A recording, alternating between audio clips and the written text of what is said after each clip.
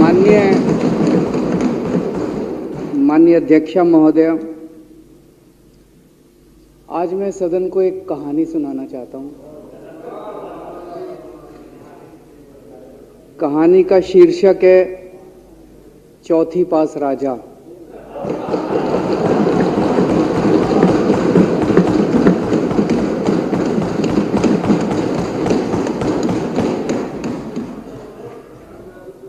आपने बचपन में राजा रानी की बहुत कहानियां सुनी होंगी।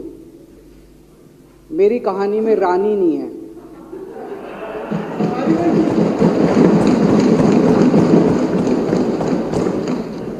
बस राजा है। ये कैसे राजा की कहानी है अध्यक्ष महोदय, जो अनपढ़ था, चौथी पास था, बेहद अहंकारी था, बहुत अहंकार था, बहुत ज्यादा, और पैसे की इतनी हवस थी, इतना भ्रष्टाचारी था, इतना भ्रष्टाचारी राजा था। ये एक महान देश की कहानी है। एक बहुत महान देश था, कई हजार साल पुराना देश। उस देश में एक गांव में एक बहुत गरीब परिवार में एक बच्चे का जन्म हुआ। जब बच्चे का जन्म हुआ तो ज्योतिषी ने कहा, गांव में ज्योतिषी होते हैं, आते हैं, वो पत्री बनाते हैं। ज्योतिषी ने कहा, माई तेरा लड़का बड़ा होके बहुत बड़ा सम्राट बनेगा। माई को यकीन नहीं हुआ, मेरा इतने गरीब हूं मैं, कहां से मेरा बेटा सम्राट बनेगा। तो उसने कहा, नहीं, तेरे बेटे के ग्रह बताते हैं तेरा बेटा बहुत बड़ा सम्राट बनेगा। बेटा धीरे धीरे बड़ा होने लगा। स्कूल, गांव का ही स्कूल था, स्कूल जाता था, उसका पढ़ने वढ़ने में मन नहीं लगता था। तो चौथी के बाद उसने किसी तरह से चौथी करी, चौथी के बाद उसने स्कूल छोड़ दिया। गांव के पास एक रेलवे स्टेशन था।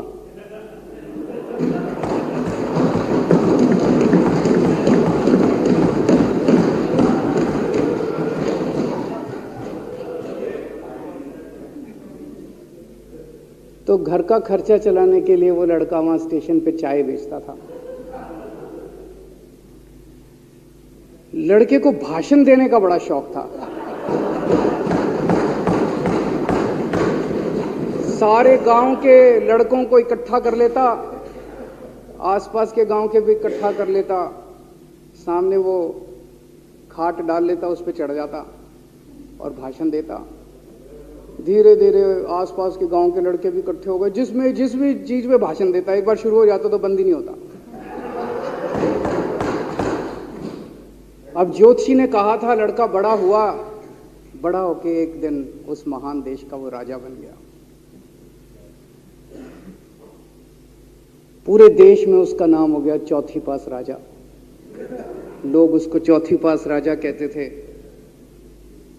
अब उसे आता जाता कुछ था नहीं, पढ़ा लिखा था नहीं। अफसर आते, कुछ अंग्रेजी में चपर चपर करते, उसको समझ नहीं आता। अफसर जो मर्जी उससे साइन करा के ले जाते, जो मर्जी उससे साइन करा के ले जाते। अब वो कुछ पूछे अफसरों से तो उसे भी शर्म आती थी कि मैं पूछूंगा तो उनको लगेगा अनपढ़ आदमी है, पता चल जाएगा। तो उसके भी दिल में ये रहता था, यार मैं पूछूं ना पूछूं।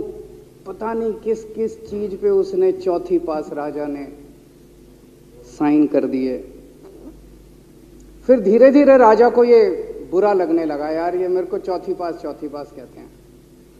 तो उसने एक फर्जी डिग्री बनवा ली। कहीं से फर्जी डिग्री बना के ले आया, एमए की। बोला मैं एमए हूं। तो लोगों को लगा, यार ये तो ठीक नहीं है, ये तो फर्जी डिग्री हम बना के ले आया हमारा राजा। तो लोगों ने आरटीआई डाली। जो आरटीआई डालता उस पर 25,000 रुपये जुर्माना।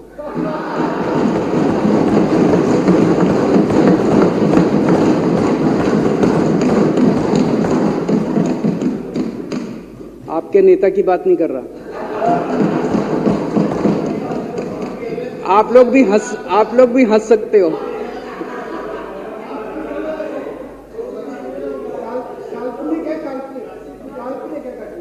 तो जो आरटीआई डाले उसको 25,000 रुपए का जुर्माना, जो आरटीआई डाले उसको 25,000 रुपए का जुर्माना। एक दिन कुछ लोग गए चौथी पास राजा के पास, बोले जी एक बड़ा धांसू आइडिया लेके आए हैं। बोले बताओ। बोले जी नोटबंदी कर दो, भ्रष्टाचार खत्म हो जाएगा देश से। तो उसने कुछ पूछा, उसे कुछ समझ नहीं आया राजा को क्या कह रहे हैं क्या नहीं, पर उसे लगा यार कुछ धांसू आइडिया होगा। उसने एक दिन रात को 8 बजे टीवी चैनलों पे जाके नोटबंदी कर दी। बोला सारे नोट बंद। पूरे देश में हाहाकार मच गया, तड़प गए लोग, धंधे बंद हो गए, दुकानें बंद हो गई, लोग बेरोजगार हो गए, बुरा हाल हो गया पूरे देश। लंबी लंबी लाइनें लग गई पूरे देश के अंदर। लोगों ने जाके उसको कहा जी नोटबंदी कर दो, आतंकवाद खत्म हो जाएगा। ना आतंकवाद खत्म हुआ, ना भ्रष्टाचार खत्म हुआ, देश बर्बाद हो गया। वो महान देश जिसका वो राजा बना था, वो देश 10 साल 15 साल 20 साल पीछे चला गया उस नोटबंदी से, उस चौथी पास राजा की वजह से। एक दिन कुछ लोग गए उस राजा के पास, बोले जी खेती खूब बड़ी हो जाएगी, ये किसानों के कानून पास कर दो। अब उसको कुछ अकल नहीं थी राजा को, अनपढ़ राजा था। उसने साइन कर दिए, 3 काले कानून पास हो गए किसानों के। पूरे देश के किसान सड़कों पे, जगह जगह मोर्चे, 750 किसानों की मौत हो गई 1 साल के अंदर। अंत में राजा को वो कानून वापस लेने पड़े। धीरे धीरे देश की समस्याएं बढ़ती गई, क्योंकि राजा ऐरे गहरे। इससे पहले एक और राजा आया था, मोहम्मद बिन तुगलक, वो भी ऐसे ही करता था। कभी उसने देश की राजधानी बदल दी, कभी बोला मैं चमड़े के सिक्के बनाऊंगा। उसी तरह से ये था अनपढ़ राजा, कुछ भी कर देता था। अब राजा को एक दिन लगा यार मैं तो राजा बन गया, पता नहीं कितने दिन रहूंगा। तो उसकी गरीबी में जो जीवन उसने जिया था, उसे लगा यार पैसे तो कमाने चाहिए। पैसे कैसे कमाऊं? पैसे कमाऊंगा तो जनता में छवि खराब होगी। तो उसने अपने एक दोस्त को बुलाया और उस दोस्त को बोला कि ऐसा करते हैं कि मैं तो राजा हूं, सारे सरकारी ठेके तेरे को दिलाऊंगा, सारी कंपनियां तेरे को दिलाऊंगा, सरकारी पैसा तेरे को दिलाऊंगा, नाम तेरा पैसा मेरा। तेरे को पूरे उस पे 10% कमीशन तेरे को मिलेगा, सारा पैसा मेरा। दोस्त मान गया। दोस्त को क्या था, फ्री में पैसा मिल रहा था, दोस्त मान गया। उसके बाद दोनों ने मिलके जो देश को लूटा।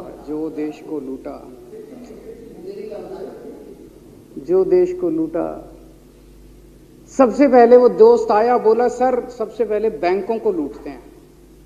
तो वो बोला वो कैसे यार, बैंकों को लूटेंगे तो ये तो ठीक नहीं है। बोला नहीं ऐसे करते हैं, आप किसी बैंक के चेयरमैन को बुलाओ, उसको बोलो कि वो मेरे को लोन देगा।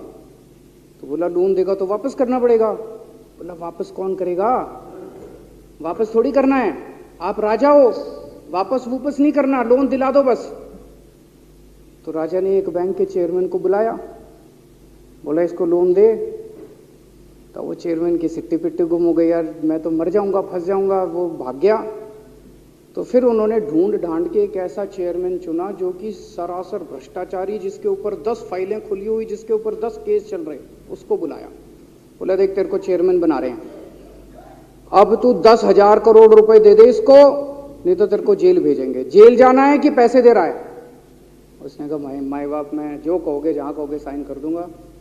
उसने 10,000 करोड़ रुपए का लोन उसके दोस्त को दे दिया।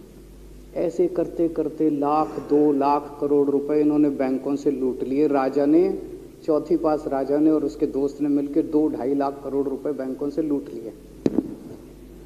अब बैंकों से पैसा लूटने के बाद उन्होंने देश को खरीदना चालू किया। सबसे पहले उन्होंने देश के एयरपोर्ट खरीदे, पहले 6 एयरपोर्ट खरीदे, फिर उन्होंने बिजली कंपनियां खरीदी, फिर उन्होंने बिजली के दाम बढ़ा दिए पूरे देश के अंदर, फिर उन्होंने सी पोर्ट खरीदने चालू कर दिए, फिर उन्होंने कोयले खदानें ले ली, फिर इन्होंने पुलिस को भेज भेज के जो लोगों की कंपनियां थी, प्राइवेट लोगों की कंपनियां, यहां बंदूक रख रख के उनकी कंपनियां छीन ली राजा ने और उसके दोस्त ने।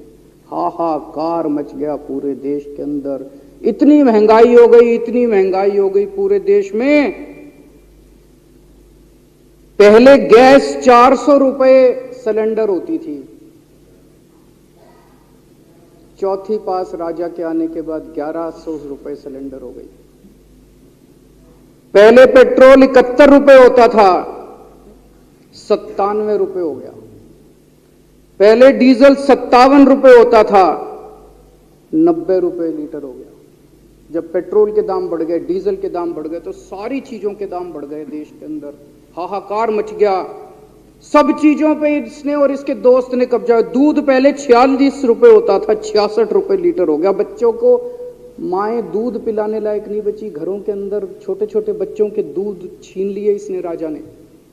सरसों का तेल 90 रुपए लीटर होता था, 214 रुपए हो गया। बताओ, धीरे धीरे पूरे देश में हाहाकार मच गया। लोग अब राजा के खिलाफ आवाज उठाने लगे, लोग उसके खिलाफ बोलने लगे। तो राजा ने कह दिया, जो मेरे खिलाफ बोलेगा पकड़ के जेल में डालो। एक के बाद एक राजा ने लोगों को पकड़ पकड़ के जेल में डालना शुरू कर दिया। किसी ने राजा का कार्टून बना लिया, उसको भी जेल में डाल दिया। किसी ने राजा का नाम गलत ले दिया, उसको भी जेल में डाल दिया। किसी टीवी चैनल वाले ने राजा के खिलाफ लिख दिया, उसको भी पकड़ के जेल में डाल दिया। किसी जज ने राजा के खिलाफ कोई ऑर्डर कर दिया, उसको भी पकड़ के जेल में डाल दिया। ना जजों को छोड़ा, ना पत्रकारों को छोड़ा, ना मीडिया को छोड़ा, ना व्यापारियों को छोड़ा, ना उद्योगपतियों को, किसी को नहीं छोड़ा। राजा ने पकड़ पकड़ के उसने चौथी पास राजा ने सबको जेल में डालना चालू कर दिया। एक महान देश कहां से कहां पहुंच गया। उसी देश के अंदर एक छोटा सा राज्य था, उस राज्य का एक मुख्यमंत्री था।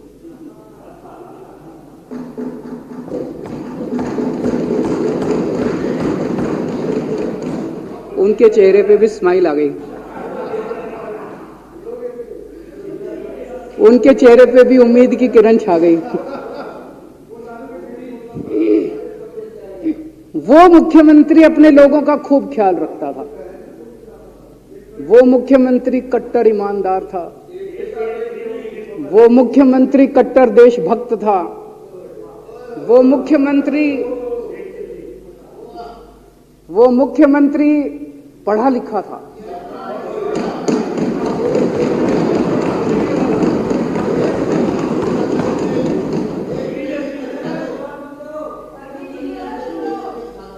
उस मुख्यमंत्री ने अपने लोगों को महंगाई से छुटकारा दिलाने के लिए बिजली मुफ्त कर दी।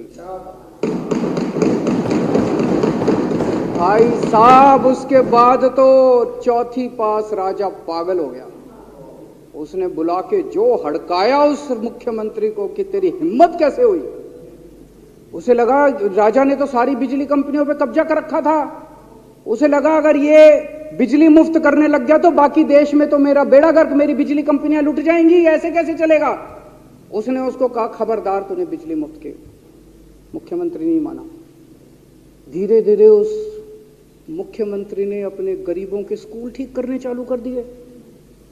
तो राजा ने उसको बुला के और हड़काया। राजा बोला, ये क्या कर रहा है तू, स्कूलों के में बच्चों को पढ़ाता है, तू स्कूल खोल रहा है, ये बंद कर, ये सब, ये नहीं चलेगा इस देश का। वो नहीं माना मुख्यमंत्री। फिर उसने मुख्यमंत्री ने सबके इलाज मुफ्त कर दिया, सबके लिए शानदार मोहल्ला क्लिनिक खोल दिए, इलाज मुफ्त कर दिया। राजा तो बिल्कुल ही पागल हो गया। धीरे धीरे जनता को पता चला कि राजा कैसा है। एक दिन लोगों ने उस राजा को उखाड़ के फेंक दिया।